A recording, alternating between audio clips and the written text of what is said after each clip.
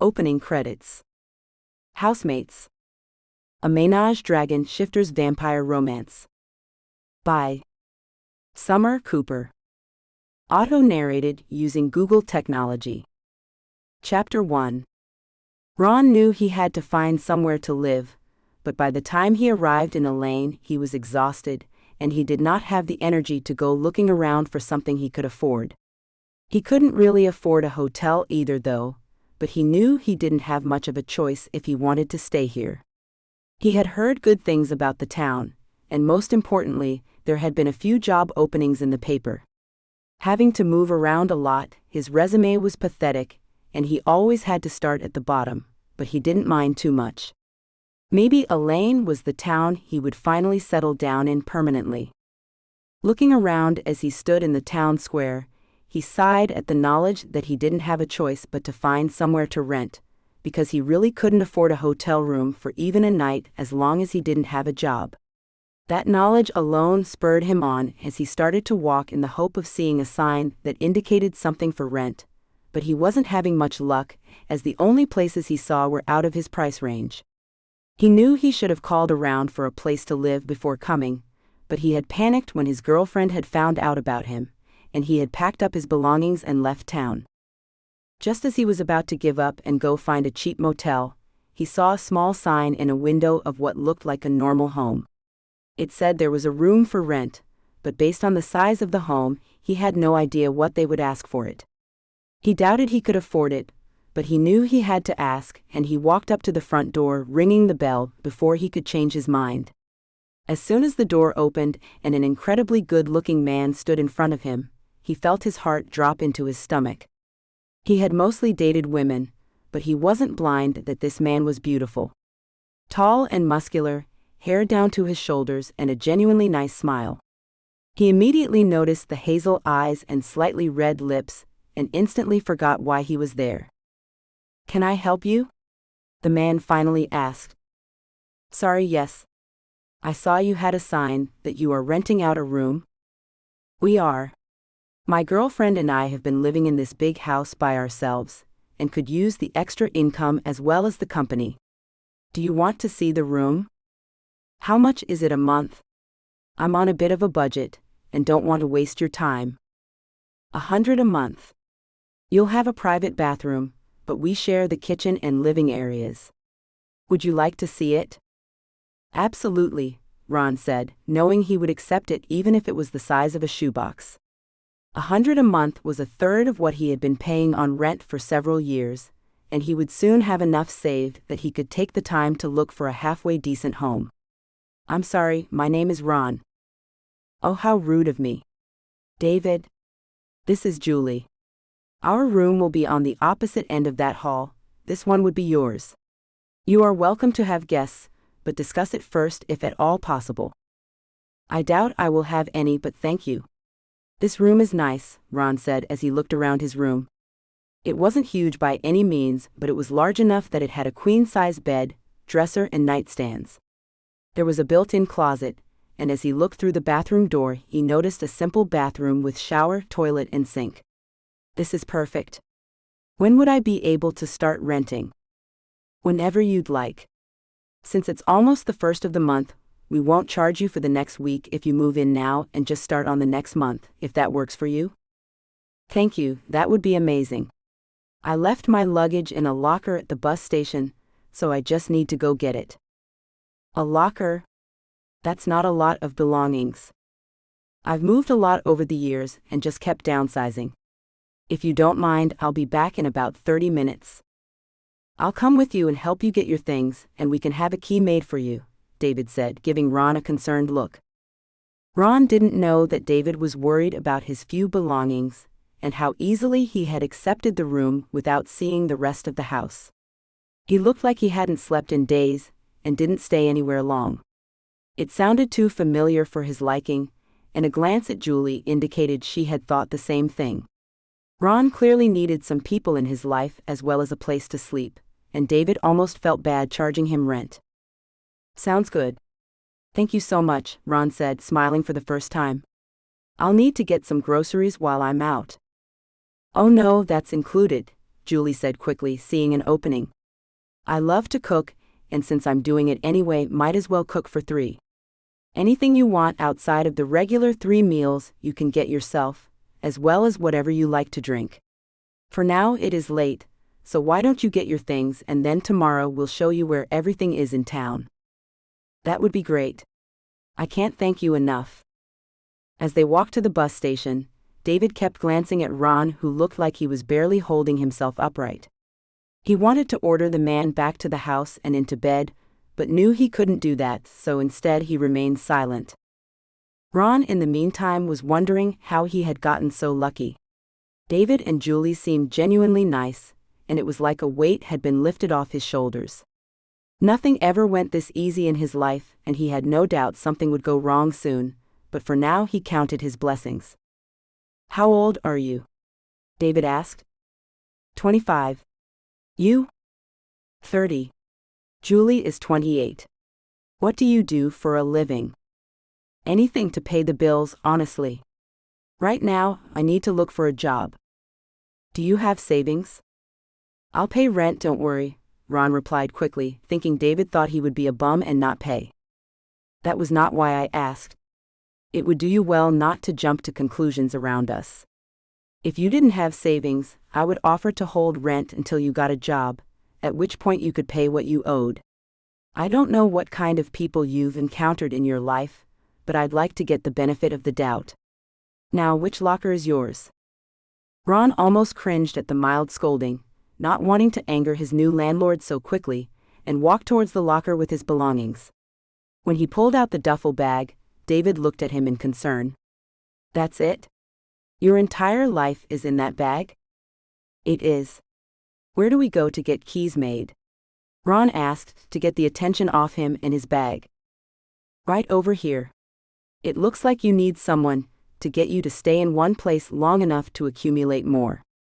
Let me carry that bag, David said, taking the bag while completely ignoring Ron's complaints. He simply slung it over his shoulder and walked into the store to get a copy of the key made, while Ron walked after him, shocked at David's easygoing ways. It didn't take them long to get back home, a new key now in Ron's pocket, and the smells of food came their way from the kitchen. Ron, I made you some dinner. If you came on the bus, I'm sure you'd like some. You didn't have to do that, Julie. It was my pleasure. Do you need the laundry room? I can show you where it is. I'll deal with that tomorrow, thank you. I think I just want sleep. Eat first, then sleep. If you leave your clothes downstairs, I'll at least throw the first load in for you, save you some time, Julie said easily as she put a plate on the table. Seeing David eyeing it, she put a second, smaller plate on the table as well, and pointed. Eat, you hungry beast. Once Ron had gone to bed, leaving his clothes behind despite his many protests, Julie quickly took it to the laundry room with David right behind her. That boy needs someone to look after him. Look at these clothes, they won't last him all that much longer. What does he do for a living? Nothing right now, he's looking for a job. He said he does whatever work he can get. Something isn't right, but he gets very defensive very easily, so we need to take it easy and not ask too many questions, David said calmly. I'll make some inquiries for a halfway decent job for him. He looks like a hard worker, at least once he's had some sleep. I wonder where he came from, but I think we'll find out over time. You're going to hate me for saying it, but he's kind of cute, Julie said as she closed the washer and turned around. I thought the same, and I don't usually fall for guys. When I opened the door, he clearly looked me over, before realizing that he was checking out a guy. I could see all his thoughts right there on his face. It could be exactly what we've been missing. A threesome? Or at least someone else to flirt with, even if nothing happens. I'm fairly certain if I flirted with someone else, you'd drag me to our bedroom to show me who I belong to, Julie said with a chuckle as they made their way back to the living room. Exactly right. We haven't had heated Censored. like that in a while, you know that. True. What do we have recorded that we can watch? Julie asked, clearly ending the conversation there. They both knew it wasn't fair to Ron, but at the same time it could end up working well for all of them. Chapter 2. When Ron woke up, he felt better than he had in a long time, and he knew it was because he hadn't slept this peacefully in a long time. The building he had been living in before had been noisy, and his girlfriend had been asking suspicious questions for a while, which had him on edge. He had always counted himself lucky to not be a full vampire, which meant he could eat normal foods, even if he didn't necessarily crave them, and he could do without, which had always allowed him to pretend to be normal when with others. The other side of it meant that he needed sleep like normal people, while full vampires didn't. Looking at the clock, he saw that it was late morning, and he knew he should get up before his new housemates came looking for him. He wasn't sure if their nosiness was a good thing, but he had almost instantly taken a liking to them. As soon as he walked out of his room, he almost tripped over the laundry basket sitting there, all his clothes clean and folded inside. He stared for a minute, before putting it on his bed and heading down the stairs. "Julie? You didn't have to do all my laundry. I could have done it. It was no problem. Are you hungry? You must be after missing breakfast." "I'm actually not, but thank you. I should go out and look for a job. I'm sure David has told you by now." "He did, and he said not that long ago that he thought he had found you something. It's not incredibly exciting, but it pays well. I think he's in his office." David had been looking for a job for him? Ron thought as he walked to the office. Why would he do that for someone he had barely met, and who clearly didn't have clear skills? "David? Ron? Glad to see you awake. Any longer, and I would have had to make sure you were alive. You must have been exhausted. Did you eat?" Julie offered, "But I'm not hungry." "She said you had found a job?" "Yes. It's quite boring, but it pays well. Our local hospital has huge archive rooms, but everything is going to digital data now. They need someone who can scan in all the old patient files so they can be shredded. Are you interested?" "That does sound boring, but at least it's inside and out of the weather. I imagine it gets cold up here." "It does. Soon it will be winter, and most other jobs are seasonal because of it. The hospital is always looking for workers, so I had called, and they told me about this one. They haven't been able to fill it because it truly is boring, but they said they are willing to pay a little bit more if you can start right away. They said if you finish the backup scanning at any point, which would be a long time from now, they'd find you another job within the hospital. At this point, I just need a job. I can start tomorrow if they'd like. Should I call them?" "I will call. You'll have to go in this afternoon for background and drug testing." "I can do that. Thank you, David." "You're welcome. So if you don't mind me asking, where did you come from?" "Knoxville, Tennessee. You've come a long way then. What made you come here?" "I had heard good things about this town, and heard there were jobs here." Ron didn't add that he had heard about it when he was already in Minnesota, and that arriving in Minnesota had been because it was the cheapest bus ticket that got him a good distance from where he had lived. "Well, I hope we can live up to that reputation, but we're happy to help you. Is there anything you need?" "No, thank you. I need to run errands, and then I should head to the hospital." "Dinner is at 6, we expect you there," David said firmly. "And I want to hear that you ate lunch at the very least. You do realize I'm a grown man, not a child? You are far too skinny. Just grab a sandwich and be at dinner, otherwise I have to listen to Julie complaining about you not eating." Ron just nodded and headed out of the house, knowing he needed to go hunt before going to the hospital and being around all that blood. He hadn't hunted in a few weeks, and he needed it desperately, so when he saw a path out of town, he walked down it to find it leading right into the woods. Closing his eyes, he focused his senses until he caught the scent of a rabbit. It wasn't much, but it would do for now, so he crept through the woods, hoping to catch it quickly. The longer he was there, the more time he would have to cover for if someone noticed him missing, and he had the feeling that David and Julie would notice him missing. If the rent wasn't so low, he wouldn't put up with it, but for now it was exactly what he needed. Sensing that he was closer to the rabbit, he paused before suddenly jumping right on it. His needs satisfied and feeling more at rest, he started his way out of the woods, only to come face to face with David. "I think we should talk." "I'll pack my bags," Ron said easily, feeling rejected at losing this opportunity so quickly. "Did I say you had to leave?" "I just assumed." "You assume too much."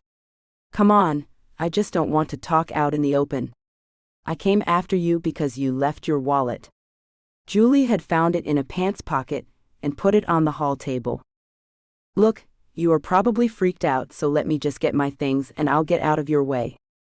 "If you don't stop assuming we'll turn you away, I will tie you to a chair while you hear us out," David said, now with an authoritative tone in his voice. "We are not going to kick you out." Once inside, which didn't take long, David pointed at the couch and called for Julie. "First, Julie. Ron here is a vampire." Ron looked surprised when she didn't even flinch or look shocked, before turning back to David. "Half vampire, actually. Why are neither of you shocked?" "We aren't fully human, either." "Dragon shifters," Julie answered with a smile as she plopped down on the couch next to Ron. "So you can eat like normal?" "Yes, though if I don't, I can live on blood alone, but I have to do one or the other. I also need sleep like a normal person. I do have urges if I go without blood for too long, which is why I went into the woods this morning before going to the hospital. I can infect someone through two ways, either by biting them or by fathering a child." "Interesting. Wonder if any children you and I would have would be dragon and vampire both," Julie said thoughtfully. "You're not going to find out," David growled. "Though I agree that's an interesting question. Is this why you're always moving?" "Yes. My last girlfriend found out and threatened to get someone to shoot me. I'd rather live in safety." "Makes sense. Nobody knows about us. We will keep your secret, you don't have to worry about that, but if you get urges, we need you to be honest." "I don't really want to be a dragon vampire shifter." "You're not as pale as I imagined vampires to be," Julie said as she ran her hand over Ron's cheek. "Julie, get your hands off him," David threatened. "It explains your demanding ways," Ron said as he looked at David. "Dragon shifters tend to be more dominant, right? We're protective in different ways. It's why Julie is always asking if you want to eat. She feels it's her duty to protect us from ourselves by not eating or sleeping enough. I can get angry if Julie flirts with someone else too much, or if something else threatens her or our relationship. Now you are part of this household, I will probably be protective over you as well, but we'll have to see how that plays out. I've never tested it. Just don't tell me what to do. Then don't do or say anything stupid. I need to get to the hospital. I'll see you both for dinner, and yes, I will be here. Don't you dare run. I will hunt you down," David said just before Ron could walk out. He heard the threat but didn't respond to it, and started walking towards the hospital. He just wanted to get the paperwork done so he would have a job, and then he could worry about what to do next. He had no doubt David was serious, and he had to be honest in saying he did not want to find out what David would do if he did run. He might be a vampire, but he was no match for a decent-sized dragon, and based on David's size, he was probably a large dragon. Paperwork, background and drug tests, and other explanations took much longer than he expected, and when he got home it was already 6:30. He knew he was late for dinner, and the moment he sat down, Julie cuffed him on the head before handing him a plate of food. "Glad to see you came back. I was getting worried there for a minute.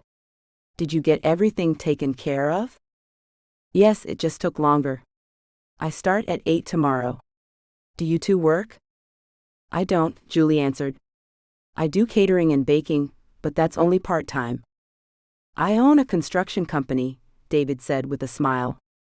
"We are finishing up some projects now, and then we are moving to smaller inside projects for people during the winter months. I'm usually not as involved with those, and I can set my own schedule for the most part. This house is actually one I renovated. It was in pretty bad shape when I bought it years ago." "That's pretty cool. So how long have you known each other?" 2 years, David answered. "She was new to town and getting involved with some fairly shady people, so I told her to move in here. The rest is history, I suppose. We've been together ever since. This town looks so peaceful. Are there really that many shady people around? There are always a few, no matter where you go, David said easily. I take it you are used to either really small towns or big cities? For the most part. I've always preferred the big cities. There is less chance of anyone finding out anything. I usually avoid dating so that I don't get close to anyone, but I had been in Tennessee for almost 2 years and it just happened. I never intended for it to get serious, and it didn't, but she still got close enough that she noticed when I left town suddenly for a few hours. She was clingy, but I never thought she'd resort to following me. As it turns out, she thought I was cheating on her, which is why she followed me. Thinking back, there were signs that not only was she following me, she was getting too close, but hindsight is always 20/20. I packed my things, canceled my apartment lease, and left town within an hour of her confronting me. I don't know if she understood what she saw, but I wasn't sticking around to find out. That was probably a good idea. It's easier for us to hide since we don't have any specific urge towards changing, so we can go longer times between it. The main thing we have is added strength, but we can play that off as working out. We actually have a gym in the basement for that reason. What are your feelings about working around the smell of blood at the hospital? It's overwhelming, but I just need to make sure to go hunting more regularly. I've worked in a hospital once before, and I didn't hunt often enough, and it became unbearable if there was a big trauma coming in. If at any point you feel that need, go hunt. Don't worry about us, and we can cover for you if need be. You're not alone in this anymore, don't forget that. Do you mind if I ask how you are a half-vampire? My father was a vampire, my mother wasn't. It's rare for a vampire to mate without turning his or her mate, but my father did. It's odd because it means I don't fully fit into the vampire communities, but not really outside of it either. I had never heard of that being possible. Just communicate with us, all right? We will do the same. I'm fairly large once shifted, so I can't shift here, but if we ever leave to do so and you want to come, you are welcome to. We aren't dangerous once shifted, we still recognize others. I won't deny I'm curious to see a dragon. I'll try to communicate, but I'm terrible at it, Ron replied, understanding what David was saying but knowing he would struggle with it. Ever since he had moved out of his father's community after high school, he had struggled with finding his own way, and while it had been hard, it had also made him much more independent. Relying on others wasn't something he did, and with his father angry at him for leaving what he believed the right place for him to be was, he had never wanted to go home either. While Ron wasn't necessarily a shifter, he understood being different, and he knew that David and Julie understood him on a level most people didn't.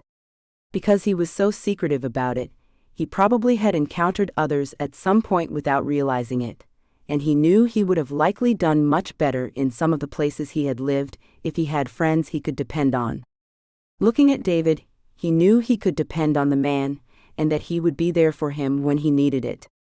He had no idea why that made him twitch, but seeing how Julie looked at David made him want Julie to look at him that way as well. Stop undressing me with your eyes, David said, amusement in his eyes. Ron flushed furiously, but Julie just put a hand on his thigh, which increased his flush. I'm sorry. Don't apologize. He likes it, Julie grinned. Don't you, David? Well, it is quite flattering, but I've always been more attracted to women, David laughed back. Though if Ron wanted to watch, he's welcome to. Ron immediately started sputtering as Julie's hand slid further up his thigh, and he felt himself starting to grow hard. He wanted to curse himself for having these thoughts and feelings, which were clearly visible to both David and Julie. David suddenly stood up, pulled Julie off the chair, and flipped her over his shoulder, swatting her. Censored. Hard. That's for that hand being where it shouldn't be. Would you like to join us, Ron? No thanks, Ron finally said as David looked at him. It was very obvious that David was as hard as himself and what they were about to do, and as much as he wanted to watch, that was moving entirely too fast for his liking. Just come in if you change your mind, David said as he slapped Julie again before turning and walking out of the kitchen and up the stairs.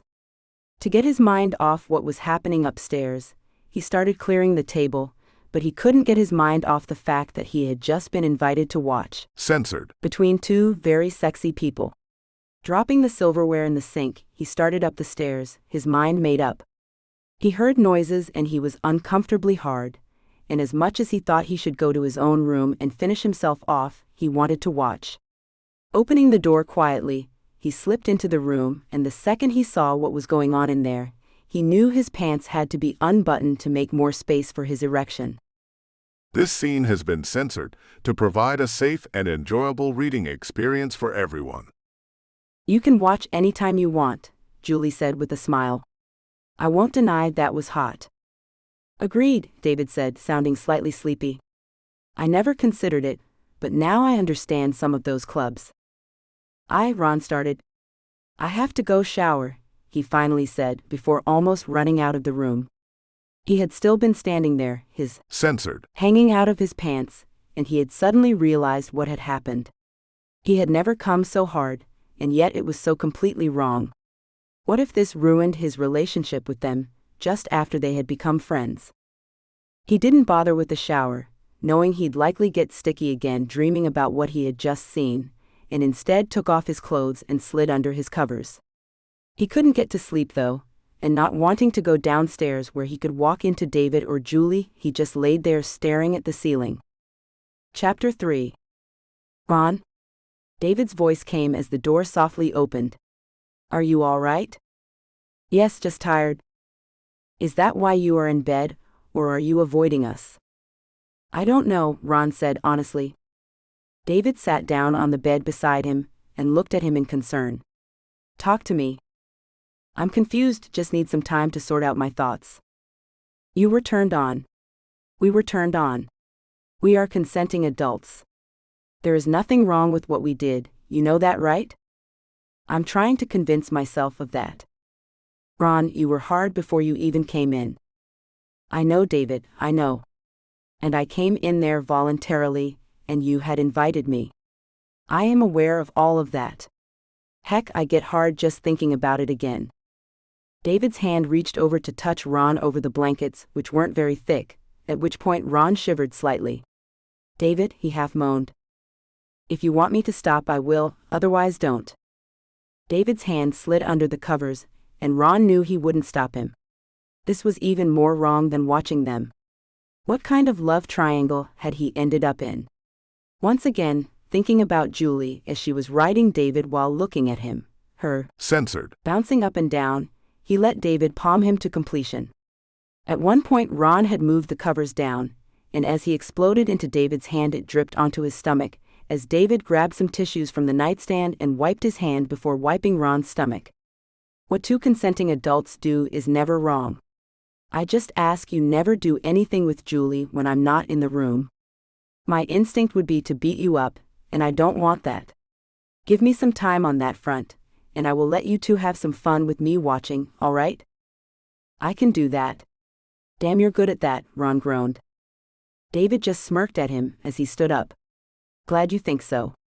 Now, are you going to come down and watch a movie with us, or are you going to hide up here and wallow in thoughts? I suppose I'll come down. It's not like I can sleep anyway. My legs feel like jello. David just continued smirking as he handed Ron a pair of boxers and started towards the door. Don't fall down the stairs. I'll get the popcorn started. Ron groaned as he flopped back onto his pillow, knowing he was lost. If this was how living here was going to be, he would never leave. He could respect that David's dragon form would protest Ron moving into his territory, but the fact that they clearly were going to have more encounters like this was enough for him for the moment. It apparently really had been a good thing that he had come to Elaine to start his life again. He quickly put on boxers and pajama pants, not caring about a shirt, and made his way down the stairs where David and Julie were already on the couch. As he made to sit in an armchair, David pointed to the other side of him again. Better view from over here, trust me. Ron had a feeling David liked being in the middle, but he wasn't going to complain and joined them on the couch instead. They were watching a movie Ron had never heard of before, and he wasn't entirely sure he knew what the title was, but at the same time he didn't care. He enjoyed the time spent with friends, the popcorn bowl that they kept fighting over, and Julie's constant fussing to make sure he was warm enough and had a drink. In the end, Ron fell asleep on the couch, and he had no idea how, but he woke up in his bed the following morning. The thought that David had carried him to bed left him feeling confused again, but he knew he had to forget about it and get ready for work if he wanted to be on time. He smiled at Julie as she handed him a sandwich and mug of coffee before shooing him out the door. "Go, you're going to be late." Saluting her with his sandwich, he walked out the door, glad that it was a large travel mug, as he enjoyed having coffee in the morning before doing anything else. He knew the day was going to be long and boring, but as the snow started to come down, he also knew he was glad to have a job that was inside.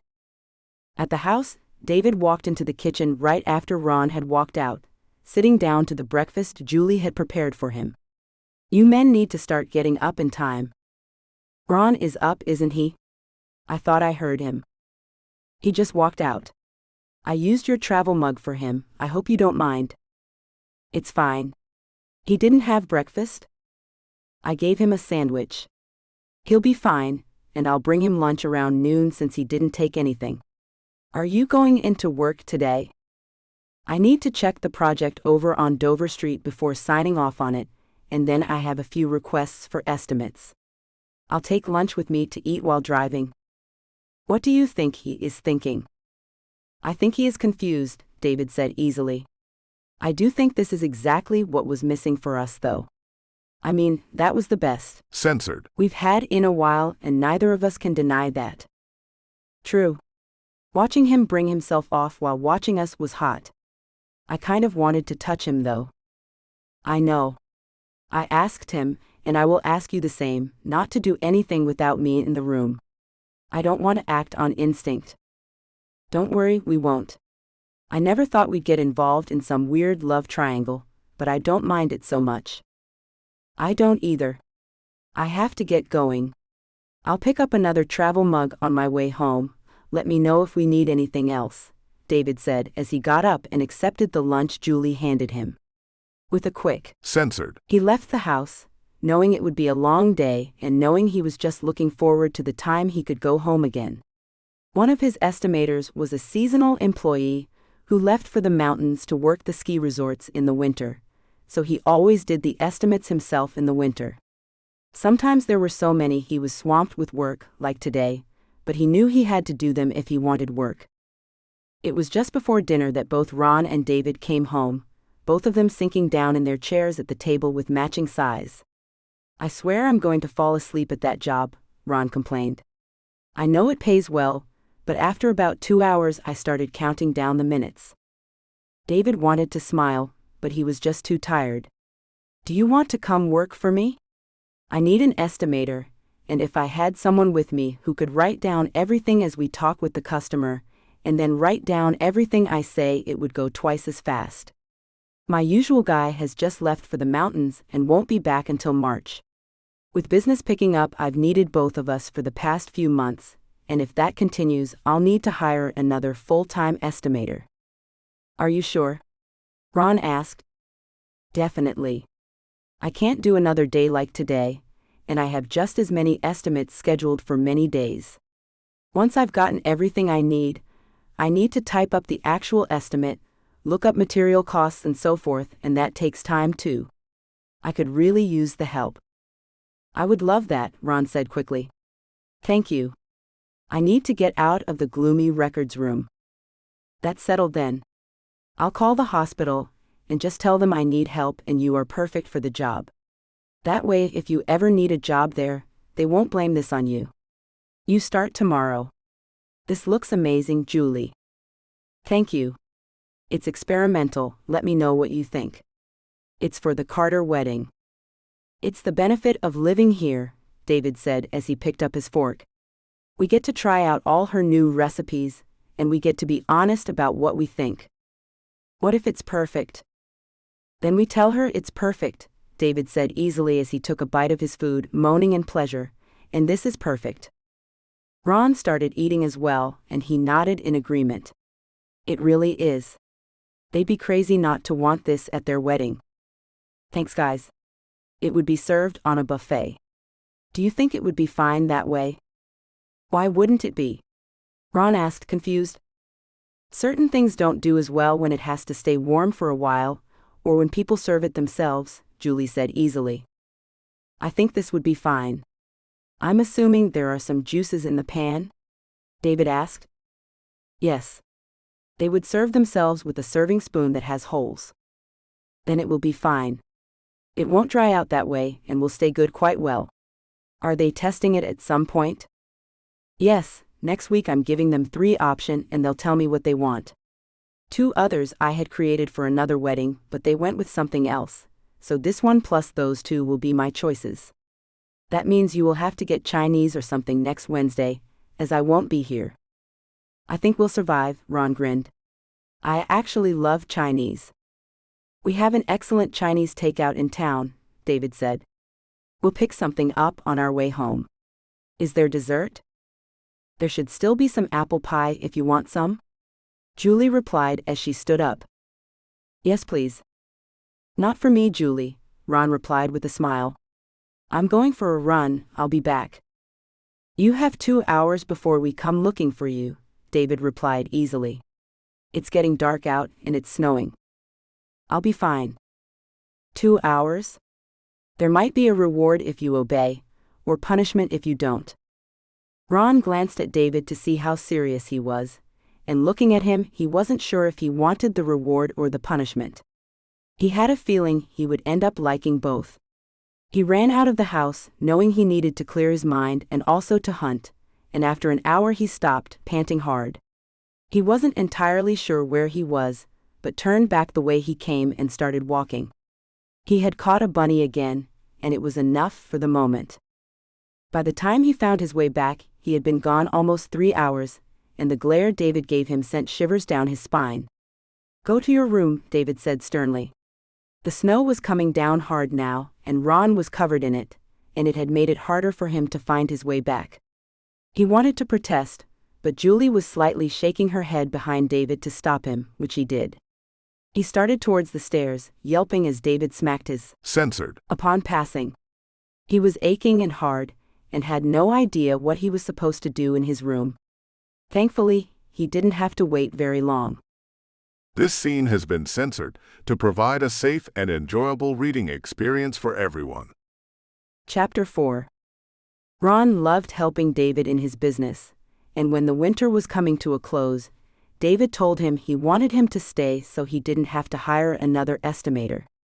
He wanted to continue slowly training Ron in the business so he could eventually go out on his own, but for now they would go to jobs together so Ron could learn everything he needed to know. Julie continued working part-time from home, and she loved taking care of her 2 men outside of that. At some point over the past few months, Ron had moved into their bedroom with them, and often Julie was in the middle while they slept. David was most definitely in control of the household, but both Julie and Ron enjoyed that. It was hard for Ron to occasionally let go of some controls, and he still struggled with obeying from time to time, but David was quick to punish him for his disobedience. They all knew Ron enjoyed the punishments as much as everyone else, which was the purpose after all. He had become more outgoing and outspoken, and he had really integrated into life in Minnesota. They had introduced Ron to skiing and hiking, and on 2 occasions Ron had gone with them when they had transformed. He had been fascinated by it, and looked forward to it each time. David sometimes went with Ron when he went hunting, mostly because Ron hadn't known the area as well and had wanted to go further from town to catch something bigger. Ron had started using the gym in the basement, much to David's amusement as the equipment had never been used before, and was bulking up quite a bit, which made him stronger. Not that he needed the strength when hunting because he was fully acting on instinct then, but it helped him in everyday life, especially when David saw fit to wrestle him. Whenever David thought Ron needed cheering up, he would start tickling him, which always turned into wrestling fairly quickly, and would leave both of them exhausted at the end while Julie mumbled about some men never growing up. None of them really had very many true friends, which meant that nobody knew how close they were. Out in public, none of them acted as if they were in a relationship with anyone, and they were all fine with that. They didn't mind that they had to hide, but they also knew there were other groups out there just like them. Julie had found a group online who communicated about their experiences in the lifestyle they enjoyed, and they knew that at some point they would probably meet some of them in person, but for now they enjoyed the privacy the anonymity provided. A month prior, Ron's father had reached out to him. His mother was very ill and wanted him to come home. Ron had not wanted to, and when David had tried to talk to him about it, he had thrown a raging fit. Instead of yelling back, David had pulled him into a hug and simply held him as he cried about the injustice of his father calling now when he hadn't for years. He wanted to see his mother without seeing the rest of his family, but he knew if he went he'd have to go alone, because they would never accept David or Julie. They barely accepted him, since he was only half vampire, and even then it was only because of his father. He had finally gotten over the rejection he had felt from them, and didn't want to go back to that, but he also knew if he didn't go he would regret it the rest of his life.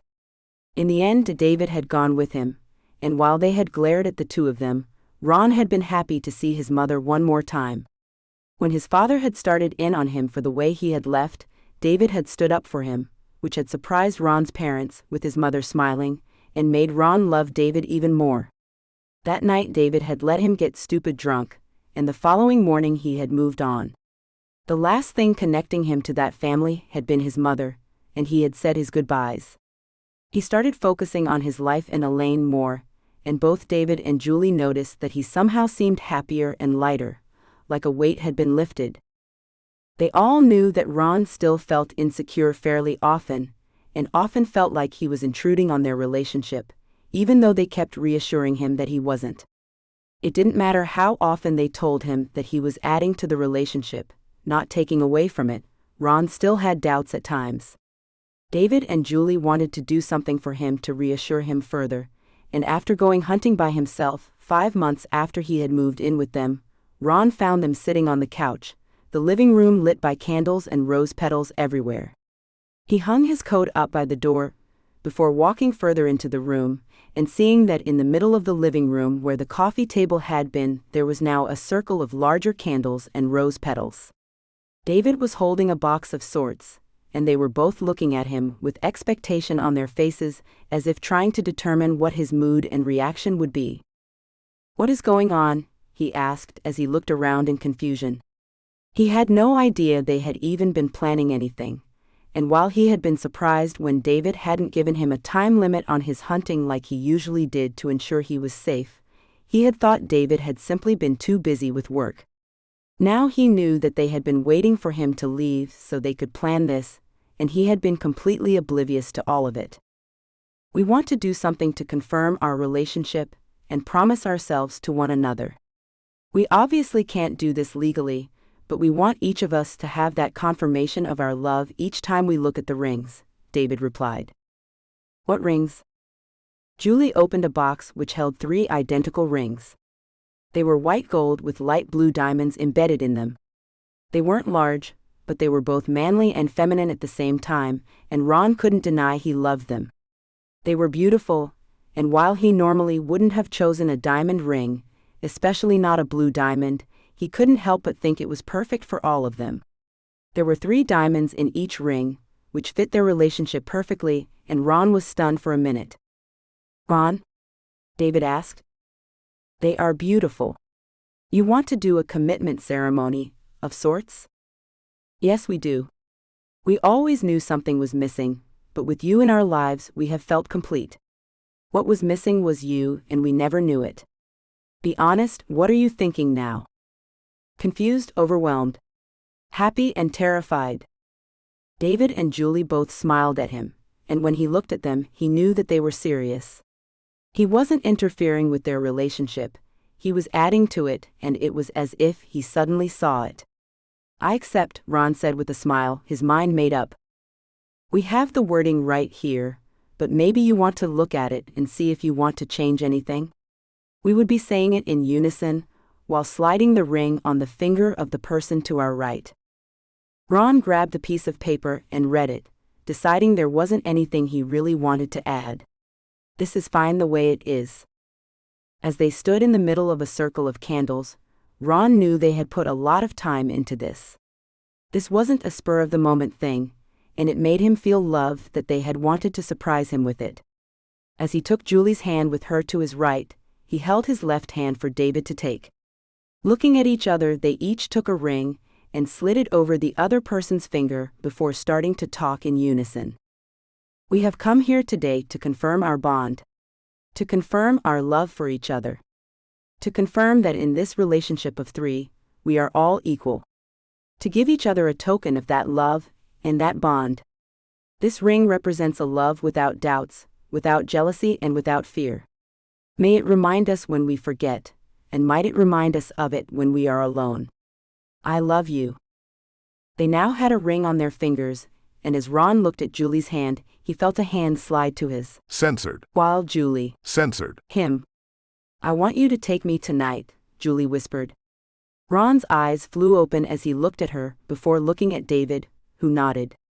Until that day, Ron had never done more with Julie than touching, and they had waited for David to be all right with it. As he looked at the ring on his finger, he knew the moment was there, and he took Julie and David's hand and led them up the stairs. This scene has been censored to provide a safe and enjoyable reading experience for everyone. Thinking back on that night 5 years later, he knew that walking up to that doorstep to rent a room had been the right choice. He had never paid a dime in rent, and in return he had 2 people he loved dearly. They did everything together, and as he looked at Julie while she was asleep on the couch, her head in David's lap, he couldn't help but think he had hit the jackpot. He shared a smile with David, before turning back to the movie they had been watching, his hand on the slightly rounded belly Julie was sporting. The baby was Ron's, which they had found out after a DNA test, and they were about to find out if the baby would be a vampire dragon. It hadn't been planned, but the baby was going to be welcomed with open arms and would grow up loved beyond belief. And whether the baby was a vampire, a dragon, or a vampire dragon, it wouldn't matter.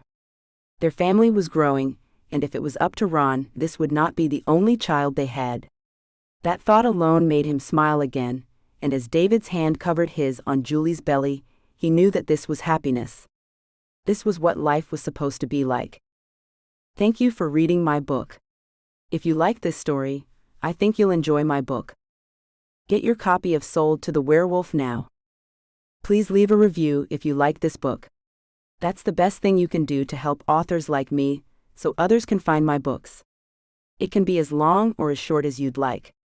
Even a star rating is amazing and appreciated. Thanks in advance. About Summer Cooper. Thank you so much for reading. Without you, it wouldn't be possible for me to be a full-time author. I hope you enjoy reading my books as much as I do writing them. Besides, obviously, reading and writing, I also love cuddling my dogs, shouting at Alexa, being upside down, aka yoga, and driving my family cray-cray. Follow me on Facebook, Instagram, Goodreads, BookBub. Get in touch at hello@summercooper.com. www.summercooper.com. Closing credits. This has been Housemates. Written by Summer Cooper. Auto-narrated using Google technology.